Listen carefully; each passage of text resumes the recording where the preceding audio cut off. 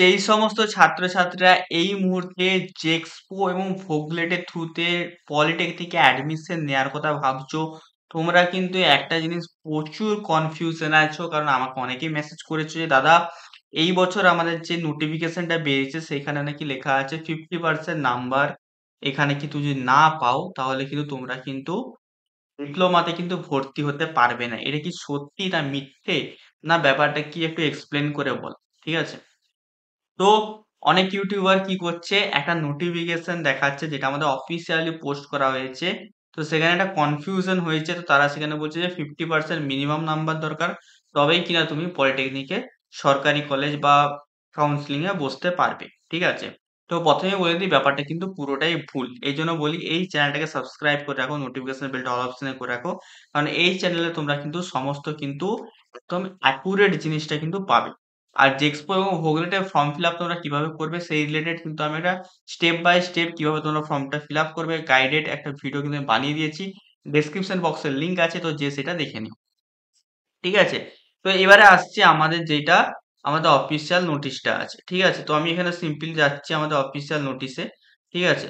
তো এটা হচ্ছে আমাদের অফিসিয়াল নোটিশ। তো এই অফিসিয়াল নোটিশে এখানে কিন্তু একটা জিনিস যেটা কিন্তু সবার কনফিউশন হচ্ছে এই জিনিসটা। এই ১ নম্বর যেটাই আমাদের বলা আছে, ১ মিনিট। এই যে ১ নম্বরটা বলা আছে না, ফর অ্যাডমিশন হোয়ার ক্লাস 10 মানে যারা ক্লাস মাধ্যমিকের থ্রুতে যারা ভর্তি হবে পলিটেকনিকের ফার্স্ট ইয়ারে। ঠিক আছে। তোমরা একটা ভর্তি হতে পারো পলিটেকনিক ফার্স্ট ইয়ারে, আর একটা ভর্তি হতে পারো পলিটেকনিকের সেকেন্ড ইয়ারে। তো পলিটেকনিকের সেকেন্ড ইয়ার মানে সেটা হচ্ছে ভোকলেট, আর পলিটেকনিকের ফার্স্ট ইয়ার মানে সেটা জেক্সপো। তো যারা ক্লাস 10 দিয়ে ভর্তি হবে তাদের মিনিমাম এলিজিবিলিটি ক্রাইটেরিয়া হচ্ছে 50% ওয়েটেজ টু টোটাল মার্কস। তোমাদের টোটাল যত মাধ্যমিকটা তোমাদের মাধ্যমিকটা যত নাম্বার হয়েছে সেই পুরো নাম্বারটা থেকে 50% মার্কস নেওয়া হবে। ঠিক আছে। মানে তুমি পুরো টোটালে কত পেয়েছো তার 50% মার্কসটা নেওয়া হবে। আর 50% মার্কস কোথা থেকে নেওয়া হবে, শুধুমাত্র ম্যাথমেটিক্স অ্যান্ড ফিজিক্যাল সায়েন্স থেকে। ঠিক আছে। এই দুটো সাবজেক্টে টোটাল করে তার থেকে 50% মার্কস নিয়ে, আর হচ্ছে তোমাদের টোটাল যে সম্পূর্ণ নাম্বারটা তার থেকে 50% নাম্বার নিয়ে টোটাল 100%-এ তোমাদের কিন্তু এখানে মেরিট লিস্ট কিন্তু বার করানো হবে।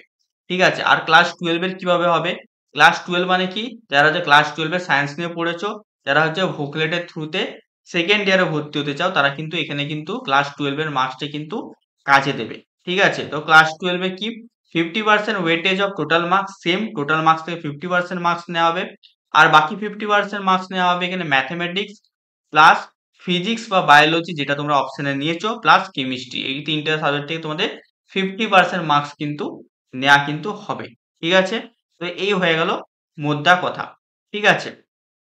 যারা হচ্ছে ভোগলেটে আমাদের কি আছে ভোকেশনাল বা আইটিআই থেকে আসতো, সেম টোটাল মার্কস থেকে তোমাদের 50%, বাকি তোমাদের কিছু স্পেসিফিক সায়েন্সের সাবজেক্টকে তোমাদের কিন্তু 50% কিন্তু নেওয়া হবে। ঠিক আছে। তো এইটা হয়ে গেল মেন ব্যাপার। ঠিক আছে।